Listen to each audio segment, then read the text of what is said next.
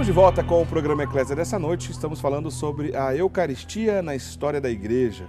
Esse tema é muito interessante, também perto da festa de Corpus Christi. É claro que a gente teria que dedicar um bom momento para conversar sobre a Eucaristia. Lembrando que todo mundo que ligar para a gente, mandar e-mail ou mensagem via WhatsApp, no final do programa, sortearemos um livro do Frei Patrício Ciadini. Um livro muito interessante, porque ele escreve muito bem, esse Frei, chamado Mística da Vocação. No final do programa, a gente vai fazer o sorteio. Olha, hoje, como é aniversário do Padre Guido, a gente está falando isso desde o início do programa. Aliás, a gente fala mais sobre esse assunto ainda hoje. Mas olha só, um monte de gente já no primeiro bloco, já mandando aqui as felicitações. Padre Guido, hoje vai ser difícil ler o nome de todo mundo. Vou fazer uma lista aqui, ó, porque isso aqui só no primeiro bloco, olha. José Maria da Cunha, de São João da Boa Vista, está parabenizando o senhor. Renata Melo, de Campinas. Maria do Socorro Almeida, de cidade de Pau dos Ferros, Rondônia.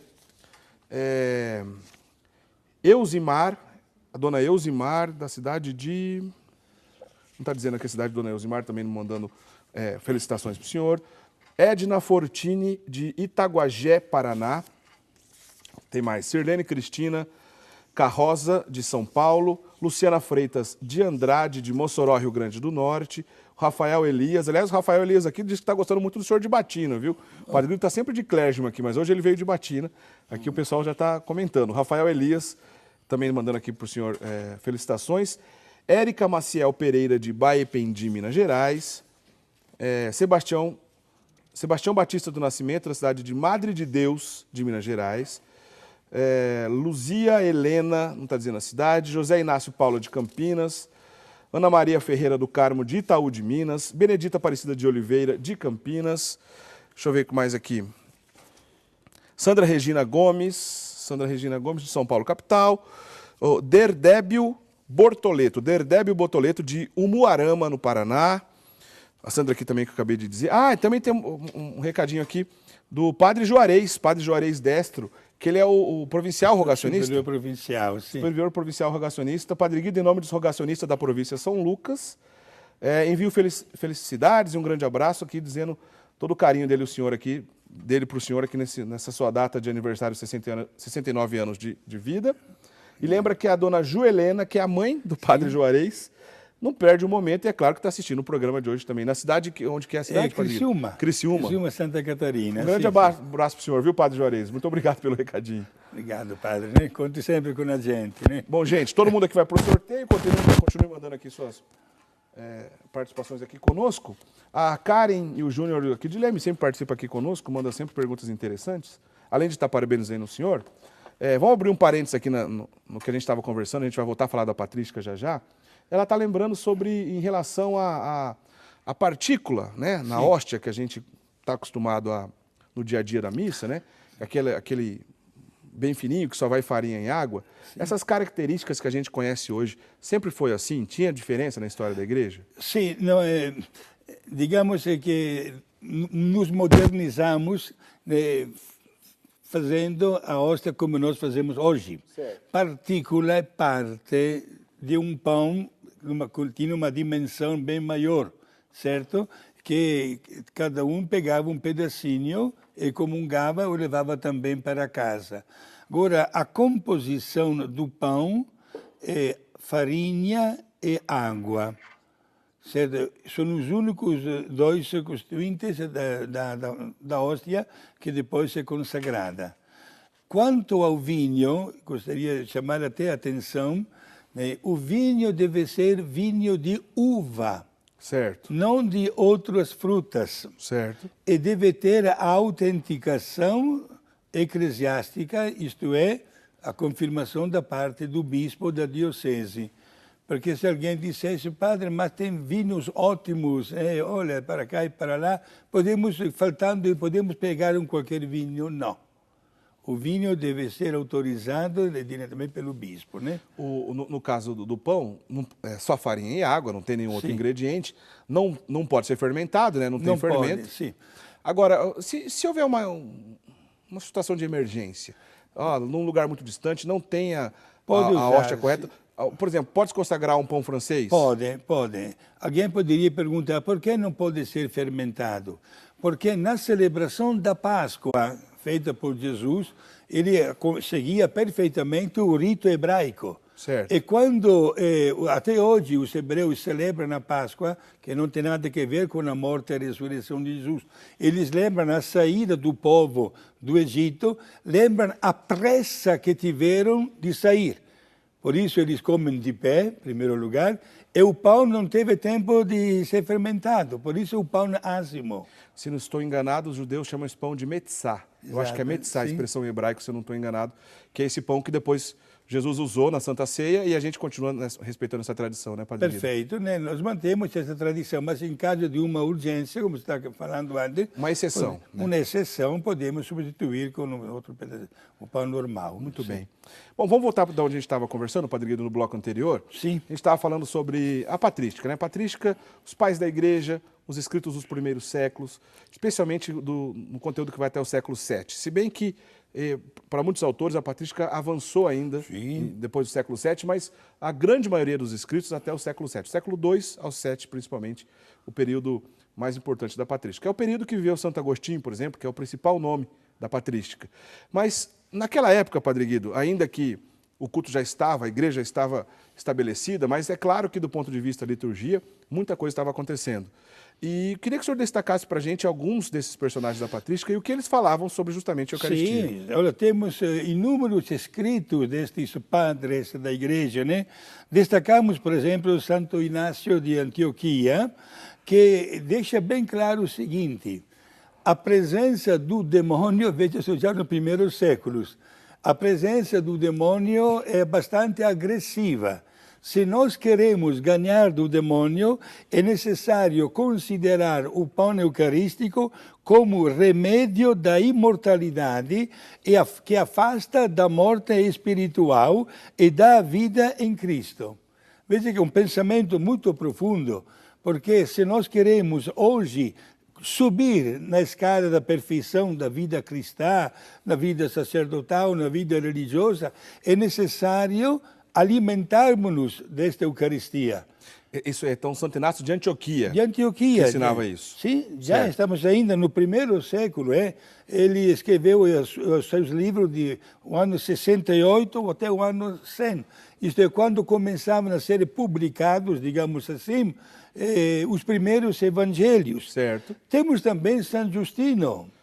São Justino também, que viveu 63 anos, do ano 100 até 163, que escreveu também, digamos, a dinâmica de como se celebrava os primeiros encontros eucarísticos. São Justino também é conhecido como Justino Mártir, Mártir, ou Justino de Roma.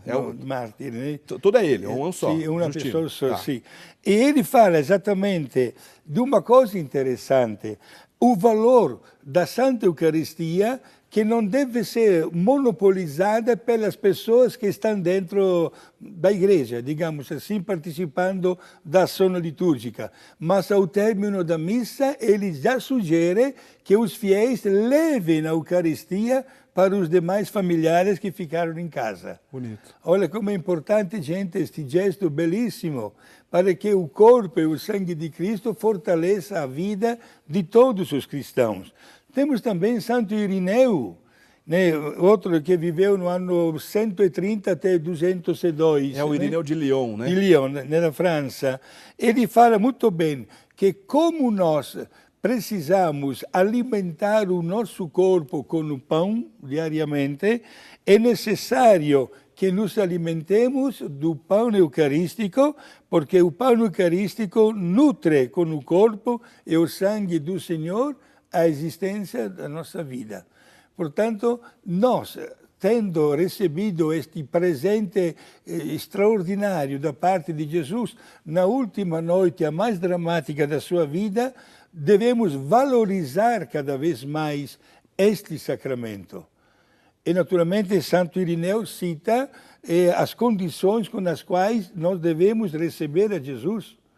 Isto é, estando na graça de Deus, não tendo o peso de um pecado grave na consciência, devidamente preparados, saber o que nós vamos receber, parar depois da comunhão. Olha que é uma linguagem catequética. parar para o agradecimento. Ah, ação de graças, né? Ação de graças, gente, por este presente extraordinário da Santa Eucaristia, que, repito, não tendo naquela época uma ordem, digamos assim, do Papa, né, era dado somente de vez em quando, era administrado, não era todos os dias. Certo. Aí nós poderíamos já chegar, daqui um pouquinho, ao famoso o sínodo de Agde, que modificou um pouquinho, eu vou explicar que vale a pena conhecer esta história. Na sequência, o senhor já explica para a gente. Sim, isso. Temos também o Santo Ambrósio. Santo Ambrósio é o formador de Santo Agostinho. Exato, que é bispo de Milão, da minha terra. É verdade. Foi ele que batizou Santo Agostinho também. Aliás, por isso que até hoje lá em Milão existe um rito próprio chamado rito ambrosiano, que veio de Santo Ambrósio, que é muito parecido com o rito latino, com algumas particularidades. Até hoje existe lá na Diocese de Milão, né, Padre? Exato, o rito ambrosiano, né? Isso. Agora, Santo Ambrósio também ele escreveu tantas páginas sobre a Eucaristia e chega a dizer o seguinte: se o nosso pão que nos alimenta é cotidiano, olha, gente, não devemos deixar de lado o pão eucarístico ou fazer, ele cita os gregos, e vou dizer o porquê. Os gregos já tinham marcado 2 ou 3 vezes ao ano que os fiéis podiam comungar. Certo. Inclusive, Eric, é bom que os nossos amigos saibam que até hoje, no rito católico grego, na hora que um bebê é batizado, já recebe na sua boquinha um pedacinho de hóstia consagrada. Faz parte do rito, do rito bizantino, principalmente, Exato. né, Padre Guido? Até hoje ele mantém este costume, né, os gregos. E temos o aluno agora de Ambrósio, exatamente Santo Agostinho, né, que viveu no 354 até 430. Santo Agostinho escreve um livro que logo na primeira página diz: mas por que temos que comungar somente aos sábados ou somente aos domingos? Qual obra que é essa, Padre Guido? O senhor lembra? Ele escreveu... Não é nas Confissões, né? Não. Durante o programa vem na cabeça. Está em língua latina. De vida sacra... Sim, está aqui. De sacra vida. De sacra vita, em língua latina. Isto é, fala da parte sagrada da nossa existência e coloca exatamente este enfoque especial a respeito da Santa Eucaristia. Bonito. Por isso, meus amigos, nos primeiros séculos já temos estas pessoas que valorizam a Eucaristia. É de bom conhecer isso para depois, como no próximo bloco, com certeza, dar uma resposta aos nossos irmãos protestantes que criaram com a reforma protestante, desculpe a expressão, uma bagunça, a tal ponto que cortaram a Eucaristia da listagem dos sacramentos. Ainda bem que depois a Igreja, como vamos ver, através do Concílio de Trento, deu a resposta que eles mereciam. Legal, Padre Guido. Mas antes do Concílio de Trento, teve o concílio também lá na França, que foi muito importante no ano 506, na cidade de Agde. A pronúncia é Agde? É Agde. Agde. Agde. Tá. Não se trata de um concílio, mas de um sínodo. É um sínodo, eu falei errado. Foi um sínodo, sim. Um sínodo, onde é este sínodo determinou que no mundo católico se poderia receber a comunhão no período na festa de Natal, na festa de Páscoa, na solenidade de Pentecostes e em todos os domingos da Quaresma. Quer dizer, então, só a partir do ano 506, Sim. depois desse importante sínodo que aconteceu na França, é que ficou mais claro, então, o acesso aos fiéis de maneira mais comum, permanente durante o ano? Mais ampla também, né? Certo. Exato. Com algumas exceções. Por exemplo, os doentes já poderiam periodicamente, mesmo sem a licença do bispo, receber a Santa Eucaristia, que daria aquela força espiritual até de enfrentar o sofrimento. Interessante isso. Sim. Então, o Concílio de Agde, assim que pronuncia? Sínodo de Agde. Sínodo, é verdade. Sim. Que, na verdade, é uma antiga cidade da França, né? Exato. Fazia parte da Gália Antiga. No ano 506, então, que a Igreja começou a organizar esse tipo de costume, vamos dizer assim. Agora, Padre Guido, alguns séculos depois, principalmente século 8, 9 e 10, talvez até o XI, algumas crises em algumas determinadas regiões da Europa e alguns problemas, por exemplo, como as invasões bárbaras Sim. e outros problemas de guerra mesmo, conflitos, tudo mais. O acesso à Eucaristia também foi, vamos dizer assim, prejudicado de acordo com a situação local que a igreja vivia, principalmente na Europa daquela época, né, Padre Guido? E a história apresenta 3 motivações. Certo. A primeira foi exatamente as invasões bárbaras que você está assinando. Certo. Chegavam estas pessoas de fora, com culturas diferentes, com religiões também diferentes, e queriam apresentar também o valor destas outras religiões. E muita gente, não tendo uma cultura profunda da religião cristã, ou não tendo o devido acompanhamento também, acabavam ficando de boca aberta diante destas pessoas e deixavam a religião católica para entrar nas fileiras destes outros credos profissionais. Certo. Tivemos também uma outra dificuldade chamada de pureza ritual. Isto é, vejam só, houve pessoas que quiseram comparar a Santíssima Eucaristia com determinadas leis existentes no Antigo Testamento. Certo. Por exemplo, quando Moisés mandava preparar-se para uma festa religiosa, dizia para o povo: olha, que ninguém de vocês tenha uniões sexuais por alguns dias, é chamada da pureza ritual. Certo. E começaram a introduzir esta regra também para receber a comunhão. E isto foi um obstáculo que a igreja nunca aprovou. Peraí, só para eu entender, como por exemplo, casais casados que Sim. pudessem ter relacionamento sexual lícito, puro, Lícito, bonito, exato. como se mantivessem relações sexuais, não poderiam receber a Eucaristia? Exato.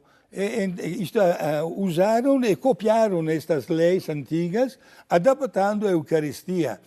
Nunca tiveram aprovação, repito, eclesiástica, mas entrou no costume. Só para deixar bem claro, a gente está falando de exageros em relações a casais casados. Sim. Né? A gente não está falando de situações fora do casamento. Então, Padre Guido, será que isso aconteceu nesse período também? Porque a igreja, por diversas oportunidades, sofreu influências de correntes heréticas, especialmente algumas correntes que, vamos dizer assim, não enxergavam a matéria, o corpo, como se pudesse ser coisa boa. Né? Basta lembrar os exemplos dos cátaros, né? Aquela famosa corrente também conhecida como albigenses, que para o corpo nada prestava.